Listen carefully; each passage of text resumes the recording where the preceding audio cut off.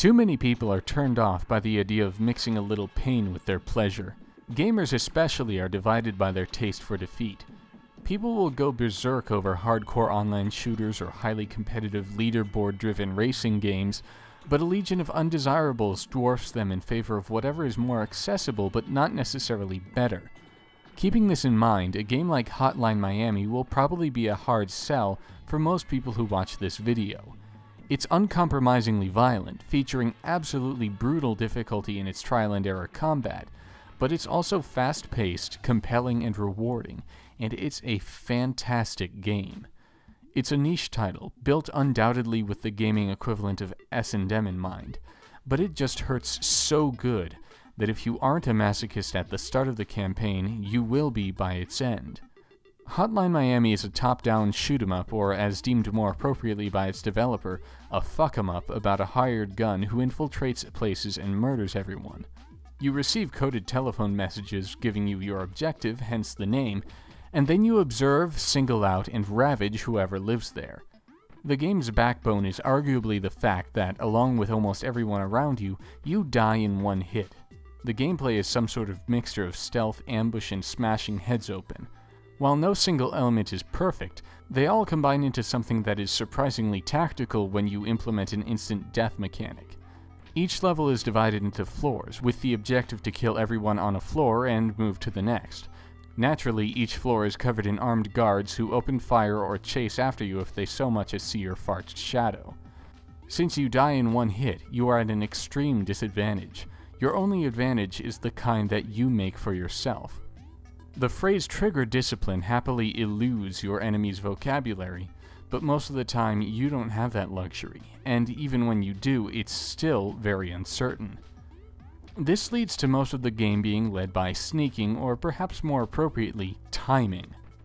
Most levels start out with one guy guarding the entrance. You bust in, knock him down, crack his skull open, and take whatever piss-poor weapon he dropped. Enemies are patrolling all nearby rooms, and the best way to deal with them as of yet is to just find the right position to break in and take them down before they can react. As you grow better at this technique, you pick up better weapons, and you gain confidence enough to make a chain of kills out of the next 2 or 3 roomfuls of enemies. You find a gun, or depending on the level, you find a lot of guns, and even though gunfire alerts more enemies to your position, you take a few quick decisive shots that remove any immediate threats. Your heart rate grows steadily in tandem with the amount of pixelated blood you've spilled on the floor, and you feel an inimitable rush. Then you die. Chances are that you've actually died about 10 or 20 times on this same floor already, but Hotline Miami has a charm to its challenge that makes its trial-and-error gameplay perfectly acceptable, and that makes the situation just as exhilarating on your 10th try as it was on your first. Specifically, the trial in trial and error never fades away. Complemented by some randomized weapon placement and some really good tactical elements, the game's level design is multifaceted enough that each try is something fresh and most deaths are entirely your fault. And in time, as you make more and more progress, mastery becomes a more and more compelling goal. The game also judges your progress on levels, with points allocated to aspects like completion time, variety, and combos. Normally, a scoring system doesn't interest me, and it may disappoint others that there is actually no online leaderboard system, but I find it especially compelling to work my way up to a new high score simply because of how compelling the mastery of a level is. Aside from some Steam achievements and the bragging rights that come in lieu of actual leaderboards, breaking certain scores also nets you new masks. Masks are small gameplay modifiers that, shockingly, come in the form of animal masks your character can wear. Most of them matter extremely little, with just slight passive modifications to the protagonist's abilities, things like run speed and starting weapon, that tailor a little bit more to whatever playstyle you're most comfortable with. But there are others, which come from very high scores or can be found in the environment, that make the game significantly harder, or even sometimes a bit easier. Unlocking masks and trying them all out adds a hell of a lot to the replay value and encourages some nice variety.